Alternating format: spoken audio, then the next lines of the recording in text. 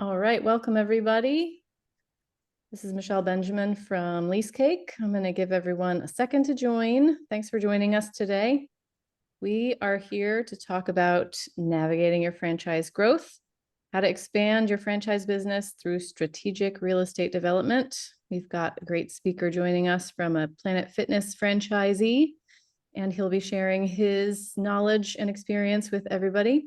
Before we get started with the content, just a few housekeeping items. We are recording this and I will be sending it out just in case you want to listen again for some reason. And of course, please ask questions throughout. We would love this to be interactive if possible. So you can either use the chat box or the Q&A function. We'll be keeping an eye on both of those. We'd love to hear your questions if anything is unclear or you want to learn more about something. So with that, I will pass it over to Taj and Steve. Great. Well, thank you very much, Michelle. Great introduction. Like I said, like you said, we love to make this interactive. So restrooms are just down the hallway. Happy to, get you all some coffee while you get settled. We're recording here live from the Lease Cake Kitchen, and I'm so excited to bring to you an illustrious guest, EVP General Counsel of Core Development Planet Fitness, Steve Venezia. Steve, welcome. It's great to be here. Thank you so much.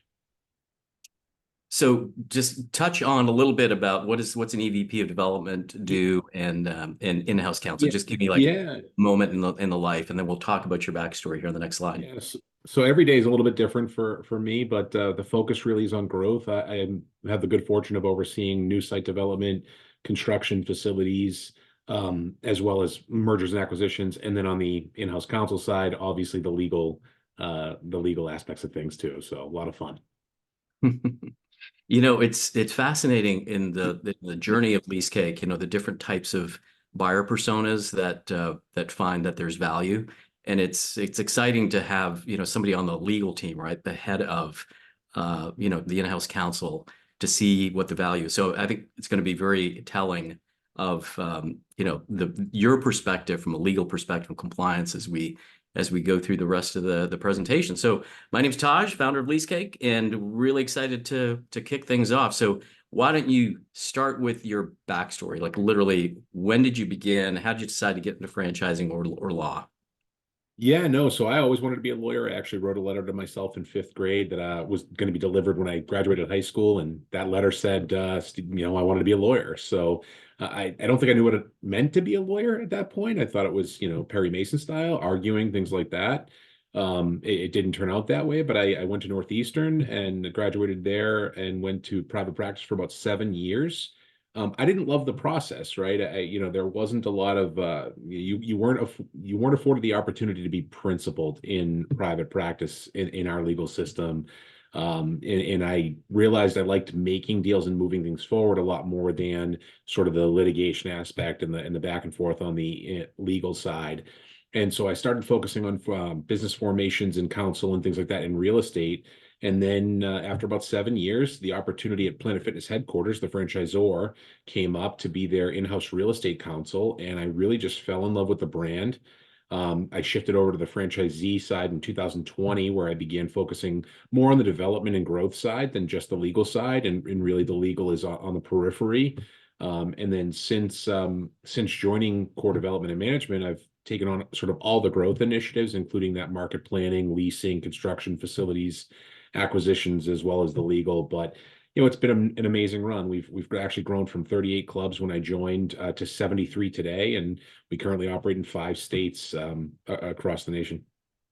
That's fascinating. So I'll give you a little bit of a way back time machine. When you all started with Lease Cake, one of your colleagues was going to business school, night school, actually inspiring, that she was, continuing to grow and invest in herself.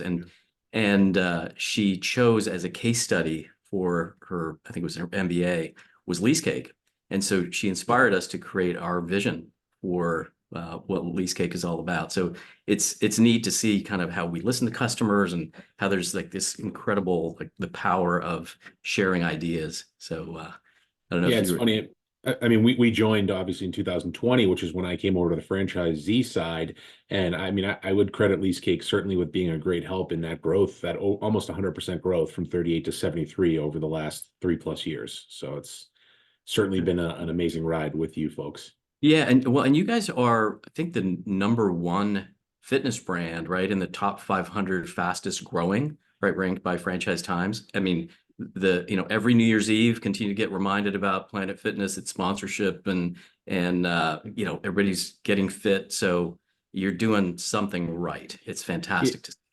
Yeah, over 2,500 locations worldwide, multinational presence. So it's been an amazing ride. And I mean, even there from when I started at PFHQ in 2016, I think we were at 1,230 when I started. So it's been a crazy growth story. That's good to hear. So all right, next let's talk about locations. You Sure. obviously you're transitioning and you're heading growth. What are the challenges and what's the art and science behind locations like? Yeah, and I think you just hit the nail on the head. It is art and science, right? And so in the past, I think it was pretty straightforward. We sort of had target markets that were identified through market plans based on demographics. No different than any other expanding business. And we looked for sites within those markets that were around 20,000 square feet with good ceiling heights. That's important to us to make it nice and open, have our fans and things like that. And just like everybody else, solid co-tenants, good parking and visibility. And usually it was second generation spaces Planet Fitness was focused on. So when other business was going out, we were taking their place. Recently, I would say in the last, post-COVID, really, it's become more challenging. I think real estate availability isn't what it was. There aren't as many vacancies as we would have expected there to be post-COVID. I think we expected a shakeout that never truly happened. And so we do have to get a little bit more creative now. We really started looking at all possibilities and including ground up builds, land purchases, those types of things, and even different layouts and things. So we've definitely gotten more creative. And then once we've identified possible site, we really leverage our technology to analyze it. We do partner with Placer for in site analytics and things like that to research those demographics and compare possible locations to establish that market plan. And you said it right. Choosing sites is part science, part art. All the tools in the world can't ultimately make that decision for you, right? Your experience has to come into play, and sometimes you just have to trust your gut, really. Yeah. Well, and you touched on retail vacancy rates. I mean, they're some of the lowest. It's like sub 2%, right, of Yep. vacancy. And so with your large footprint, what'd you say, 26,000 square feet? Yeah, I mean, our wheelhouse about 20,000, but yeah. 20,000. Okay. Are you seeing, specific markets that are easier to expand into, Southeast, Southwest? You know, You know, you, what's you, our markets are focused in the Northeast and the Pacific Northwest, and I know those are two of the more difficult markets right now. But I do know that, I'm closely connected with a lot of other franchisees and obviously PFHQ. I think it's a problem all around. I think maybe that there's more land available in some of the locations in the, Southwest, say, or the central United States, those areas. But this real estate availability, I think, is really an issue. Retail availability, especially. I mean, listen, if we needed office spaces, we'd be all set, right? But unfortunately, that's not the case. Yeah, no, that's wild. Yeah. It's such a dynamic, ever-changing market. So there are different types of tools out there to find, where's the new grocery chain going to be expanding into, and so you got to be hyper creative to find those opportunities. Yeah, for sure. And you need to look at all that. Yep. Yeah. So market planning, analyzing markets. We touched on that a little bit. Any other insights you want to add?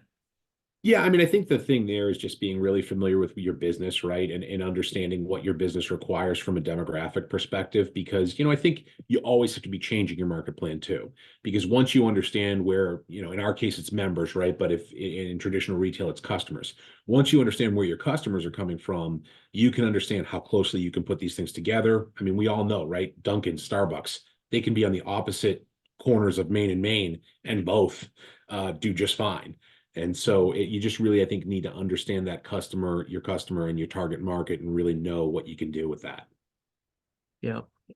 Okay.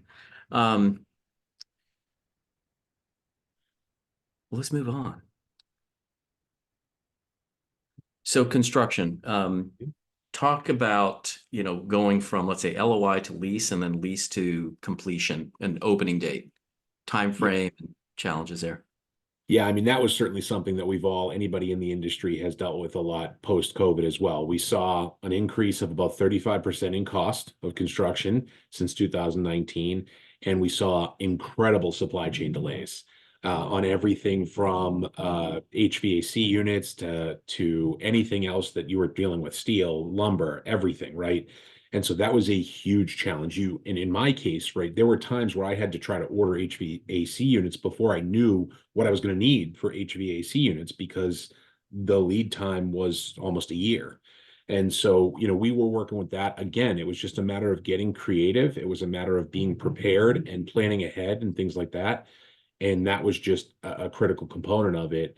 I think that the partners you choose are everything in construction. We have an excellent general contractor partner that we have a great relationship with. That has helped us keep those lead times within reason. And they can work with our vendors, they can work with their subs and things like that on both costing and just supplying us to make sure we have the supplies we need. So, I think overall, right, it's about trust and communication. If you're not working with partners you trust, I think that you're set up for failure right from the get-go. And those relationships are everything. So, yeah, I mean, I've heard horror stories about non-responsiveness and cost overruns, timing delays. Fortunately, because of our relationships, we didn't experience a lot of that. Well, good. As it relates to, some of the things that you're tracking, right? I'm sure you probably have to obsess over the details. What types of things are you tracking, and how are you using, our solution or others to make sure that you hit those deadlines? Yeah, I mean, I think, for us, it comes probably post-construction with those lease items and whatnot, right? We really need to understand, especially on the facilities side, who's responsible for what. And Lease Cake is great for that because we can give access to our facilities team, and with those key items, those clauses in the lease and things, they can go right in and they can utilize that to say, okay, who's responsible for HVAC on this? Who's responsible for the exterior windows, things like that, right? And that gives us that instant sort of return that, okay, we know that this leak is not our responsibility and we need to contact landlord right away, and we can kind of have the ammunition we need to say you're responsible for this. I think additionally too on that side, on the construction side, just understanding what was delivered to us again, it just the organization of it all and the ability to have it right there in front of us, the contacts page, right? I mean, we have property managers there. So everybody has that right there. It's a central repository for all the information we need. And I think has saved us so much time from, I used to get pre-lease cake in my prior life. It was always, hey, who do I contact for this? Who do I contact for that? It doesn't take a ton of time. It's not a heavy lift, but when you do it over and over again, it is a time consuming lift. Yeah. It's funny, the word efficiency can sometimes be, so overused. It can mean so many things to, different constituents. But what you just brought up, I think, can reinforce the story of these studies, right? Whether it's IDC, Harvard Business Review, many different knowledge worker assessments of time studies have shown that 20% of time for a knowledge worker and back of house, typically probably people like that are on your team or others, 20% of their time is wasted looking for information or even recreating information that already exists. I mean, that's like 4 out of every 5 days. It's absolutely, crazy, the spend. And how do you get the most out of your team, not to make them work harder, but make them work smarter? Anything you want to add to that? No, absolutely. I think that's 100% right. And I think that's what we've been able to do is just become that much more efficient in everything we do. And, I did see a question there, Taj, on whether or not we use Lease Cake across our business. We do use Lease Cake across our business. So we do use the accounting solution as well. And, that's another component, right, that has added a great amount of value because, the 842 requirements and things like that are taken care of. I personally, as a lawyer on that side, right, and I know we'll get into some more of this probably a little later, but the abstraction services too are so critical for our organization. Okay. Well, before we move off of construction, there's a Yeah. question that came up. You touched on it a little bit with regards to your general contractor. Is it a national GC, or do you have specific trades that you work with in certain markets? So they work nationally. Our general contractor works nationally. They're a great partner. They are local to us. They're based out of New Haven, Connecticut. Lebo Brothers Construction, and they're a true partner, right? And it's actually how I view Lease Cake as well. It's a true partnership. It's not just a vendor relationship. It's a partnership. No, I appreciate that. Um, Yeah, just it's just fascinating how you talk about trust and making sure that you have the right partners with you to help you from that opening, from, like you said, from lease signing to opening date. What's the number of days that you typically track to open? We're using construction. Certainly, we're right around 100 days, right? So that construction phase right around 100 days. Obviously, it all depends on how you enter permitting and things like that, and who's responsible for that. But yeah, and that's critical for us. I mean, another component for us is we remodel our clubs, right? Our older vintage clubs, and we're closed a lot of times during those remodels, and it is absolutely mission critical that we get those open as soon as humanly possible because our members can't come in when we're closed, obviously. Yeah. How long does a brand refresh take? We do it in usually under 4 weeks. Yeah. Wow, wow. So you typically like shut down the whole operation, or part of it's open and you try to stage it for your guests?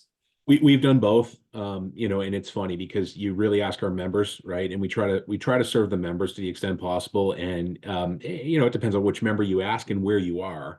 But we have found that more often than not, it is more beneficial to close operations completely because it's the most expeditious. We find that when we try to phase it, you can't avoid things like dust coming through and noise coming through, right? And so the members don't love that. One of the benefits of being Planet Fitness, right, and having 2,500 locations is when you do remodel, you can offer reciprocity in some of those other locations if they're close enough by for those members to use while the closure is taking place. Yeah, yeah, that makes a lot of sense. Okay, so listen, I appreciate the questions that are coming in. I thought it's pretty insightful. So this is again a very open forum, and we're going to talk about negotiating strategies. I think this is probably ripe for tons of questions. So you've seen, I'm sure, horror stories and maybe some easy things, but tell us, what's your take? I talked about relationships and trust. That's going to be my first sort of input here as well. I think the single biggest negotiating strategy is building a relationship and building trust with the people you're negotiating with. I think that our industry is pretty small world, really, when you think about it, and you end up interacting with a lot of the same people over and over again. And I think in those cases, your word is your bond, and how you interact with people really comes through as well, whether or not you're respectful and whatnot. So I think that's a huge part of negotiation. Another one is just keeping your word, which I think might sound cliche, but I really do try hard to be as honest and candid as I can be. Obviously, we're negotiating. We understand negotiation is a game. There's bluffing, there's exaggerating, there's withholding information involved in negotiation. But to the extent possible, I try to be pretty candid, and I think it's paid dividends for me in the past, right? Because I think it just breaks down some of those walls. Yeah, Leverage is another huge component for me. And I think it's understanding who has the leverage and where the leverage points are. Because I think in each facet of the negotiation, there's a different leverage point, and there might be a different player who has leverage. So you really need to understand what your position of strength is, what their position of strength is. Using a specific example there, right? You may know that a space has been vacant for 5 years, right? Inherently, that gives you a place of leverage.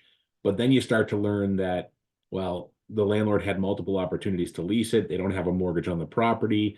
They're not in a rush to rent the thing.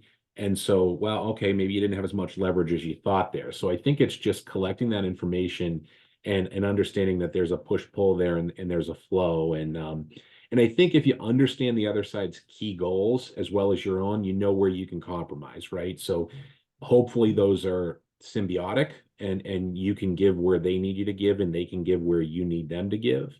But understanding those goals is really critical. yeah. What's the typical term that, from the get-go, you looking for 10 years and then 2 5s? Like, how do you start? Yeah. I mean, we've recently changed our sort of alignment there. So we look for either 10, 12 years, depending upon our FA term, 2 5s or 2 6s, as the case may be. And so it's really, we generally align it with whatever the franchise agreement term is, because you have the right to operate the plan for that long.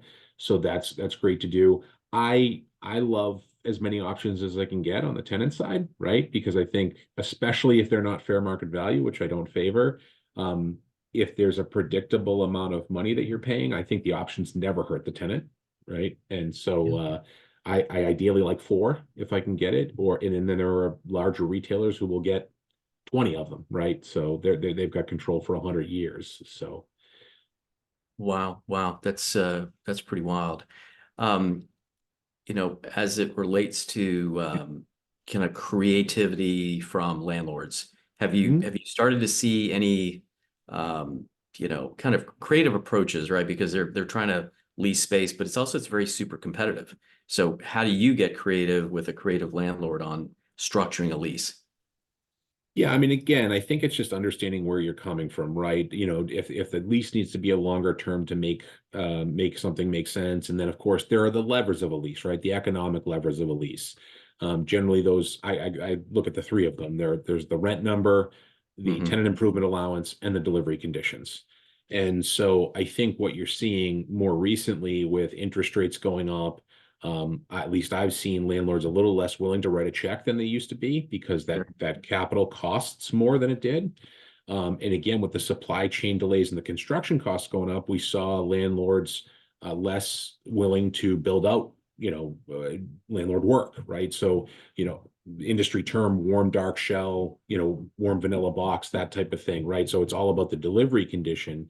Naturally, that the more the landlord does for work, the less we have to do and the less it costs us in CapEx. So it's really all about balancing those 3 levers, I think. And again, you go back, right? Understanding what your needs are, understanding what the landlord's needs are, because everybody's going to model these things out. Everybody's going to put an ROI together to see if the economics work.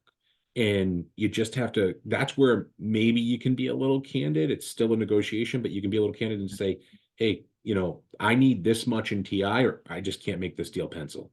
And I've done that on several occasions, and we've been able to get creative. The other thing is free rent, right?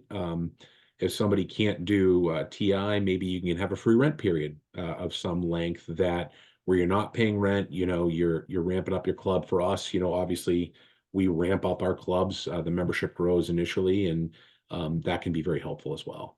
Yeah, I'm glad you brought that up. What's the typical, and I know, conditions may vary, right, depending on the market and who you're working with. What's a typical free rent period that you go, wow, that's a really good deal for us? Like 2 months? I mean, I think or what are you seeing? I got to go back on that lever thing, right? It all depends. But I would say, certainly 6 to 12 months, somewhere in there, is a reasonable amount of free rent, just to allow that to happen. But again, that depends on what the delivery conditions are, what the tenant improvement allowance is, things like that. It's all working those levers to make it work for both parties. Yeah. Well, we're seeing across the industry, and your case might be a little bit different, but percent rent, right? This is where landlords now get creative beyond just providing free rent, or they can't write a TI check. They'd say, hey, listen, let's structure the lease in a percent rent fashion. Are you seeing any of that? We don't usually do it, just because we're a little bit of a different model. I think retailers in general, I think it's probably a great solution for a lot of retailers, because again, it kind of is a symbiotic relationship, right? Where as that retailer grows, they're going to be paying more rent. They maybe are not bothered by paying more rent because they can afford more rent. I guess I think with percentage rent, you just have to be very careful, right? You need to understand what you ultimately can afford. Do you put a cap on how high the percentage rent can get if you're wildly successful? Because I mean, I think there's an expectation there, but you don't want to go crazy over fair market value. And then on the landlord side, you got to be careful too, right? Because if this is going to be an underperformer, you got to worry about that, because they're not going to be paying that fair market rent. Yeah, absolutely. Well, keep the questions coming on chat. We'll be responding to them here shortly. Let's talk about lease management. It's a 40-year-old, right, kind of industry out there. There's lease administration. So talk to me about, what do you see and what do you enjoy when you started working with LeaseCake? Taj, I do want to say one more thing about negotiation real quick, and then I'll move on to Yeah, that. But go because for it. this is, I think, probably the most important thing, especially for younger people, I pick up love the it. phone. Pick up the phone. At the end of the day, right? I'm a lawyer by trade. I negotiate my own deals. As a rule, I don't like to email a red line back and forth more than 3 or 4 times max, because at that point, you should be to the point where you either think you can get a deal done or you can't, and it's time to pick up the phone. I do think that some of the younger generation is afraid to do that. And I think it's really important because, again, just that explanation on that phone, you can really break down a lot of walls and understand why they're saying no, or understand, or let them understand why you need what you need. So That's invaluable advice for sure. So yeah, 3 to 4 turns on red lines, pick the phone up. It goes a long way to build trust and, like you said, break down barriers. It's great I think the advice. same is true with vendors too. Just do the same thing where any contract you're negotiating, pick up the phone. I love it. I love it. Yeah. Well, here we are, we're in the education business, you and I. So it's like, how do we show people, different ways and different approaches that can drive success?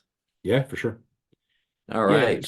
On the management side, I mean, I think it's just about focusing on organization and creating that central repository for that information for us, right? We've been fortunate enough, I think I said, to grow from 38 clubs to 73 in about 3+ years. We did that largely through acquisition of other franchisees in the system, smaller franchisees. And every time we do that, we have to review all of their information, and it's not always easy to review, right? And I look at us and using LeaseCake, I have everything readily available. So, if and when we ever, get to the point where we're on the sell side, we're ready to go. If we're dealing with financing, we're ready to go. We have all that information available, from abstracts to accounting to maintenance, contact information, at critical clauses, everything we have ready to go. How big is your team that you're managing from a lease Yeah. administration perspective in your back office? Oh, from a lease administration perspective, we've really got two of us, right? So, we don't have a lot of now from accounting is technically incorporated in there as well. So, I mean, our whole back office for 73 locations, I think, is about 24 members. And that includes some of the higher level operations folks. So we operate pretty lean, but again, the tools that we utilize allow us to operate lean. Glad you brought that up. That's something that, I mean, we touched on this earlier about time savings and efficiency. So do you feel like, you can do more with less, like No having question about it. leaner tech Yeah. stack? Yeah, no question about it. Because, I mean, the time that would have been spent doing the things that, LeaseCake and some of our other partners do for us is absolutely critical. I mean, one of my personal favorites is the abstraction, right? I look at the amount of time that I would spend putting all the data into LeaseCake, the abstraction, things like that. I send it to abstraction, and I get a notification, usually within a pretty short period of time, that the data is in there, it's ready to go. I have my lease schedule in there. We have the accounting components in there. My team can go in there and look, okay, who's where, what, and it's wonderful. So what were you using before, or maybe, at PFHQ, Planet Fitness HQ, what kind of systems were they being Frankenstein? You tell me. Exactly. That funny you use the term Frankenstein. I think that's the exact word for it. So we were using Salesforce because that was the sort of CRM there. And what they did was they wanted to kind of create a lease management system because it's a publicly traded company. There was Sarbanes-Oxley, things like that. So you needed certain protocols and procedures in place. And so they kind of went backwards and built up that system. And it was clunky, to say the least. It really was not intuitive. It didn't allow for automation. It didn't allow for easy information review and exportation, things like that. So it's a complete night and day, really. Yeah, there's, I think, not enough really focus on consumer-centric design, right? Having something that's, easy, flexible, and it's software that works for you and not the other way around. Yeah, no, that's exactly right. I mean, in this, the LeaseCake specifically definitely does work for you. I think that the level of organization in Lease Cake is critical, for our organization, again, because, I'm looking at lease renewals, right? When I go to renew a lease, I have my deadlines. I never miss a deadline, of course, because I get my reminders, my notifications, things like that. But I can go on my events tab and I can look at, okay, what's coming up in 2 years? What's coming up in 3 years? What's my rent schedule look like? Do I want to look at potentially relocating that place? What do I want to do to renegotiate an option renewal? Do I just want to exercise my option renewal? There's so much that goes into sort of the real estate planning part of the game and the market planning part that is readily available right there that saves so much time and energy. And it's sort of a one-stop shop. That's good. Well, as it relates to these renewal options, I think what I didn't ask earlier was, what's the time frame for which you want to get a proactive notification on a renewal coming up? Is it 6 months? Is it 12 months? It's interesting. I probably want a staggered approach. Believe it or not, I want probably 2 years, 1 year, 6 months, from the lease renewal deadline, right? Not just the lease expiration, of course. Yes. And then the lease expiration is critically important too. But for us, I mean, I think and for all of us in the industry, right? It's so important to assess, because real estate doesn't move all that fast. So if you're making a strategic decision about a location, you want to understand, you want to liaise with your operations team, you want to liaise with finance, you want to understand what market terms are, right? You want to have an opportunity to go look at a potential relocation, or maybe you want to expand, something like that. So you want to engage that landlord and those other landlords or your brokers or whomever early on in the process to get that going. Because if you've got look at it this way, right? If you've got to give a notice sometimes at 9 months to a year in advance of your renewal, you got to be 18 months out from expiration at least to start to identify what you want to do there. Yeah, right. You never want to wait till the last minute to send a notice to the landlord. Like we've had customers that have saved their FedEx proof of delivery of that renewal option within LeaseCake to make certain that there's absolutely zero contention. It's fascinating to see all the use cases. No question about it. It's critically important. And, especially if you have, obviously below market rent or things like that, because the landlord would love to get out of that deal or have to renegotiate, be forced to have you renegotiate that deal with them.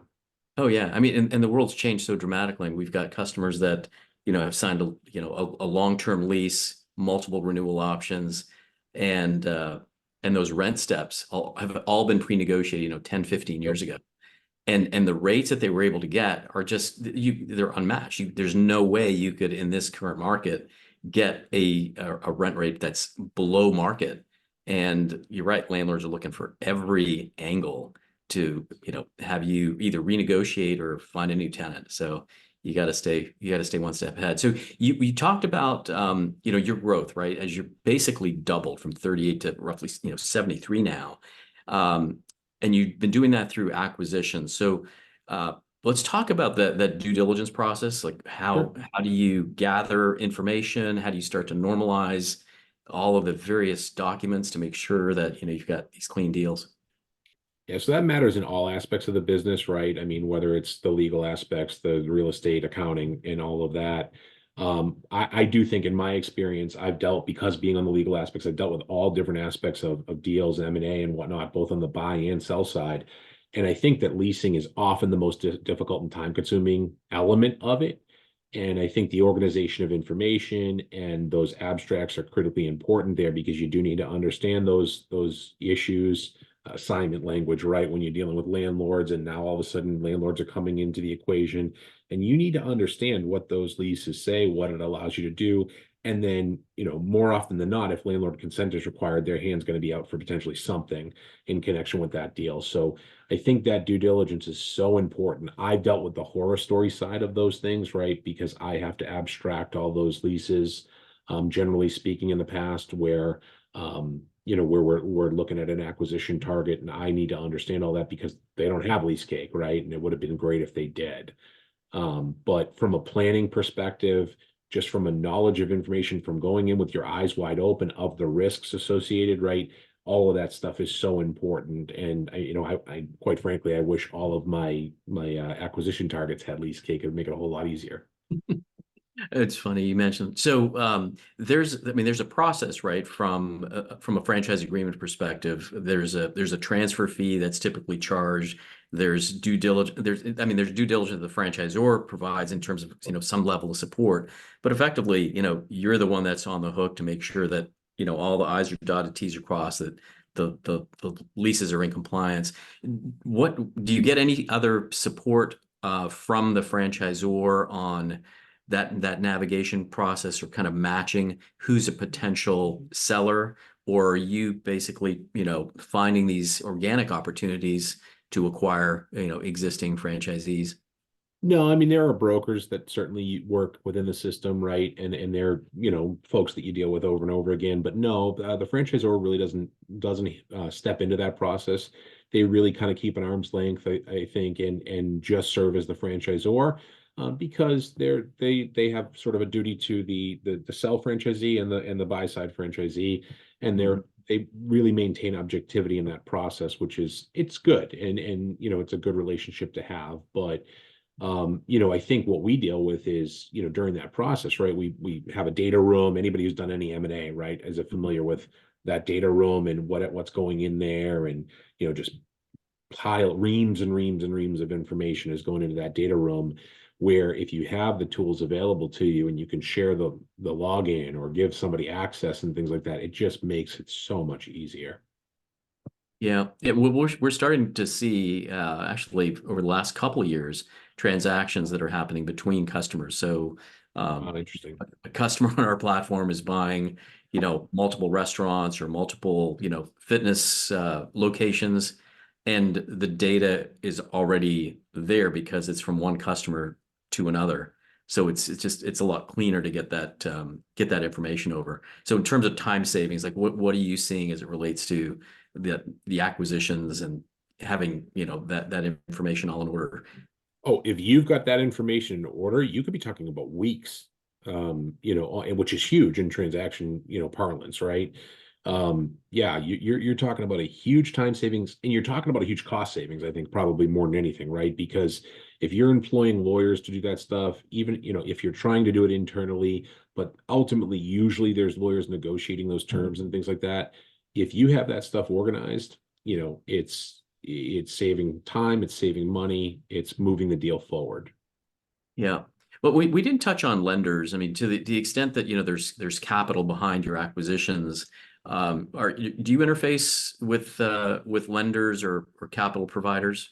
If you want to Yeah, touch on. absolutely. Yeah, absolutely. And it's the same due diligence, generally speaking, right? I mean, because they're often asking a lot of the same things that the lawyers are asking in the buy sell transaction.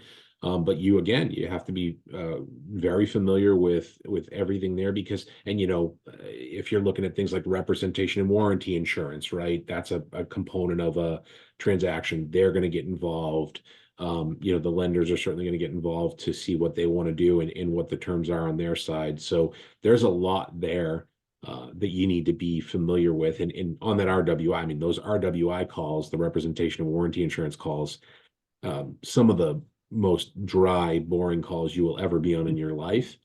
But you do have to answer kind of matter of factly, and you have to have that information available because it's about exposure, right?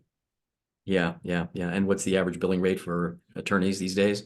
I don't know what the average is, but it's a lot. Exactly. All right. So let's talk about, hey, speaking of legal, other considerations, right? Balancing growth and legal compliance. Yeah, it's funny. I mean, when you're talking about growth, this is probably a separate webinar in and of itself, but I think that when you're talking about growth, right, and the legal compliance, I would say one of the main things is building the appropriate team and having enough support, right? Because I think if you're operating lean, that's great. We all want to operate lean, but if you're operating too lean, that's when things start slipping through the cracks, right? And I think surrounding yourself with the right professionals goes on that level, right? And developing those partnerships that are great, and with the subject matter experts, right? I look at growth, right? 842, the accounting standards and things like that. Critical element, right? We all have to do it. It's really, not a choice. It's important. And the help that LeaseKick has given us with that has been, invaluable. So Understanding your requirements from a permitting perspective. Labor laws change as you grow, right? Accounting requirements change, tax laws change as you go. So again, I think having those professional relationships and understanding those requirements is so critical, to grow your business and make sure you're compliant. Yeah. Have you ever had conversations with your lease or your agreements, using any of our AI tools? I haven't yet. I gotta dig into that. I keep hearing about the AI tools. I would love to hear more about people who've used them because I have not had the opportunity to dig in yet. Yeah. Well, we call it affectionately CakeBot. Cakebot, And yeah, yeah, customers love that because it allows them to, I think, not have to wait to get fast answers to information that's, that should be, usually readily available, right? If your yeah. HVAC goes out, you can say, hey, who's responsible, right? Or what's the notice? What's the process? So without having to check with HQ or check with the attorneys, you can pretty much get a layman's version just by simply having a conversation. Oh, I So have to test that out. I can't wait. I think you'll enjoy it. We'd love to get your feedback, but Yeah, for sure. it's really taken off across our customer base. So that's cool. Yeah, Go ahead. it's funny on the legal side though. I think that one of the key considerations for everybody who's listening, whether they're legal or not, is you can't make yourself immune from risk, right? You can only work to mitigate risk. And so that's always something that I've prided myself on. I want to be a deal maker, not a lawyer that inhibits deals. And so it's really critical that you do the best you can to mitigate risk without paralyzing your growth. Because I do think there are folks out there who are so concerned with the risk that you do get paralyzed by that a little bit. Oh yeah. I mean, you've got to be a solutions oriented Yep, legal professional, right? It's far too easy to say, no, can't do that. And then you for keep sure. trying. No, can't do that. Well, let's look for what the solution is, right? How do you speed up the 100%. opening date? How do you get, stronger, better lease terms? I mean, all of that super, super matters. Sure. Good deal. Well, let's talk about success. We've got some other questions that are coming in, so please feed them through and we'll be answering them throughout. So how do you define success personally, professionally? Yeah, I mean, personally, professionally, I think success is always defined by how you face adversity, right? I think it's easy to be successful in the best of times, but much more difficult in challenging times. And so just facing that adversity, overcoming it, I think we just talked about it, finding those solutions and being successful in spite of the adversity is always how I define it professionally. Personally, I believe it's about balance, right? I have a 10 and a 7-year-old. I thrive for balance between my professional and personal life. And I think that we all know, right, as you build Lease Cake from the ground, in order to do that, it takes incredibly hard work, dedication, long hours.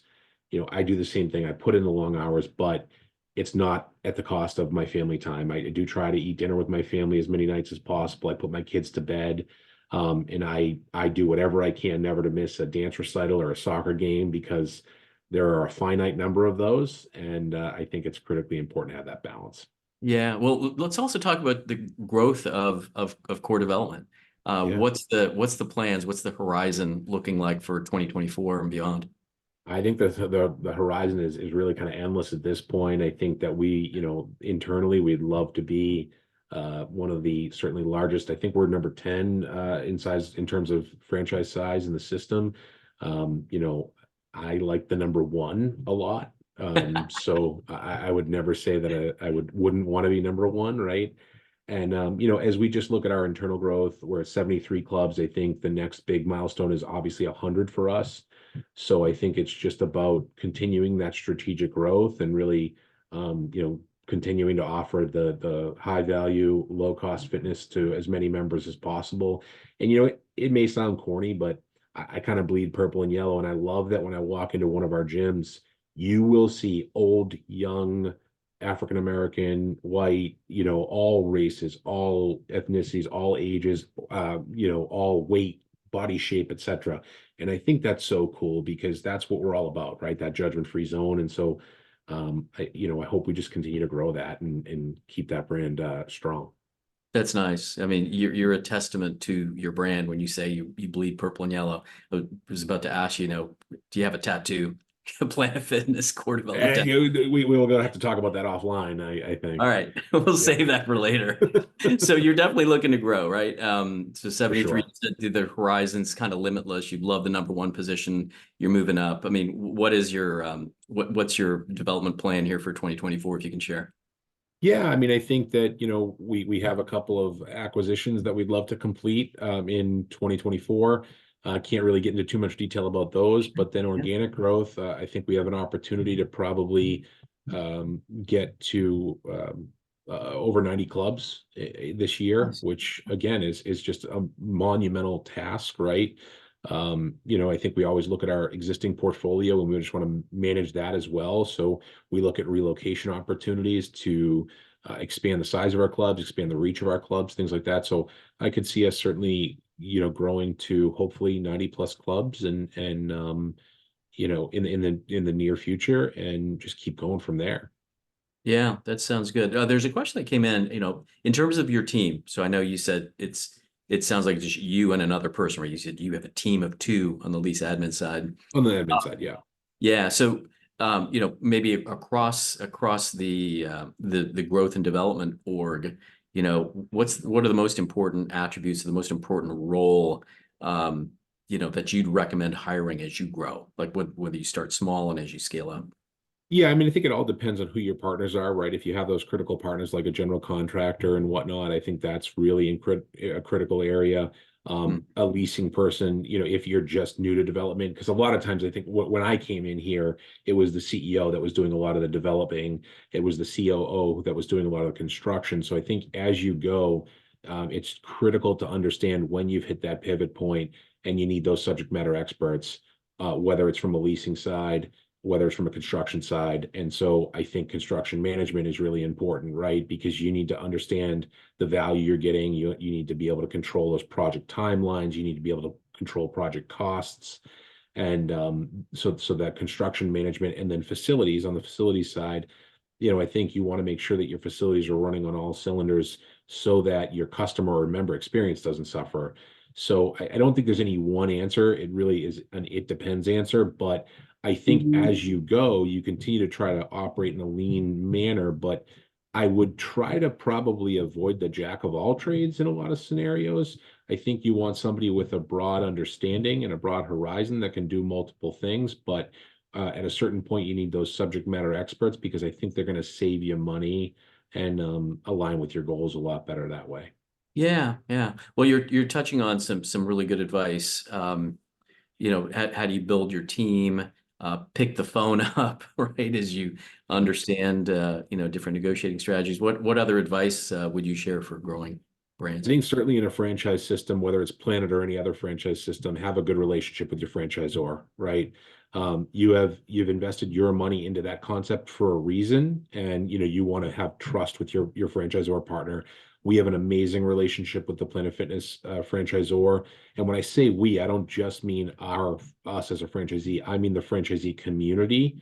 We have a great give and take with them. We have a great discourse with them. We have a great independent franchise council that works on behalf of the franchisees to create change where it's necessary and just make sure that we're all on the same page. So again, on the franchise model, that's critical.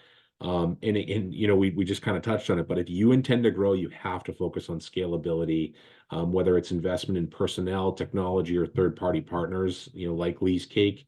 If you grow fast, you need to make sure you have that support. You build that foundation so that you can continue to grow the top floors. Otherwise, that foundation is going to crack and you're going to crumble under your own weight, right? So I don't think there's any easy answer to know when to start to scale, but one of the things that I think we look at is we try to have that 3-year strategic plan lined out and work backwards from there so that we understand what we're going to need in the near future and then a little bit more in the distant future. Wow, that sounds good. So we touched on so many topics. We had some really great questions come in. Here's one that I think it relates to, operational success. Mhm.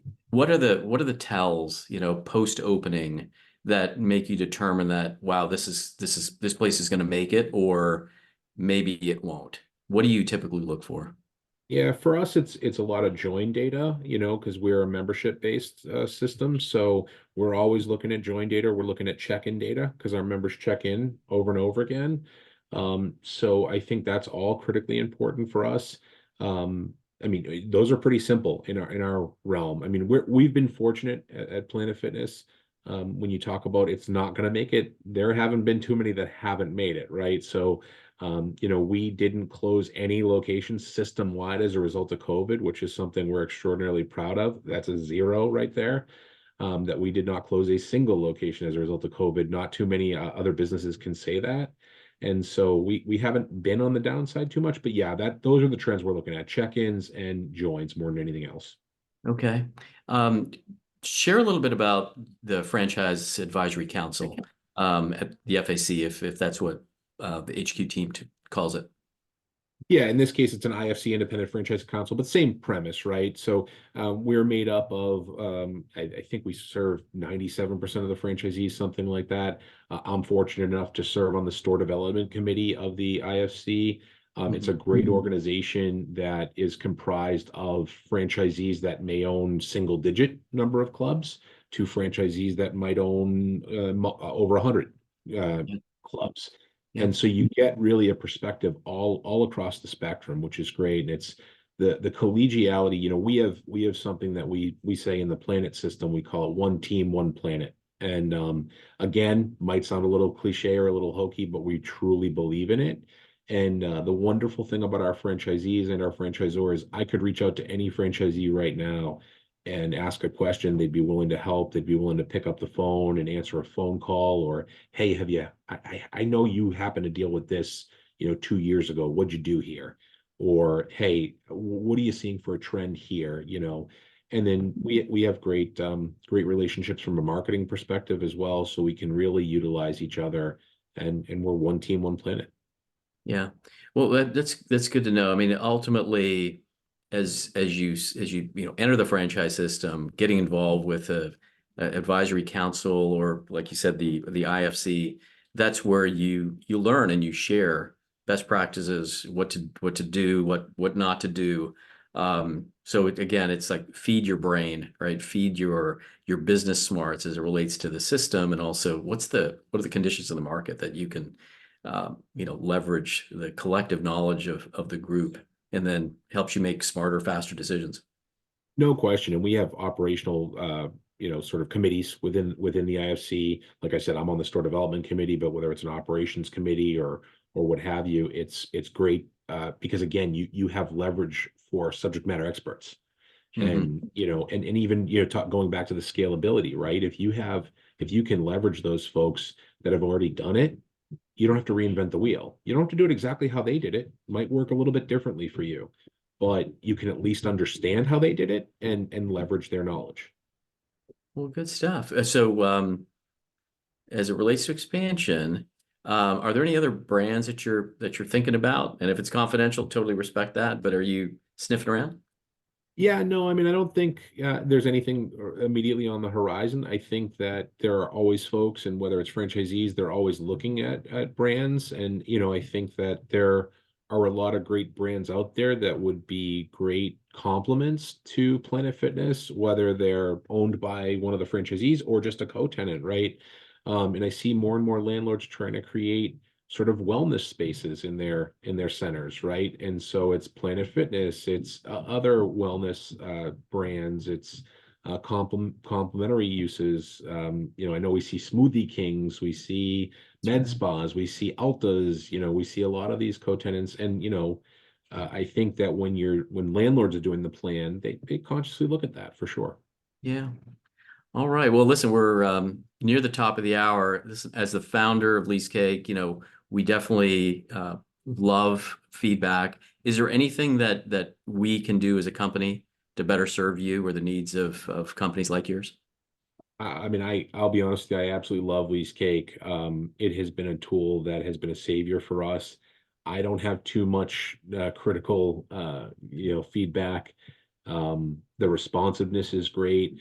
One of the things that I love too, Taj, is that it's not always a sales pitch, right? It's not always In fact, I just did my renewal, right? And there was a feature that we talked about that we didn't need for us, and it was not even a blink. It was okay. Doesn't make sense for you right now.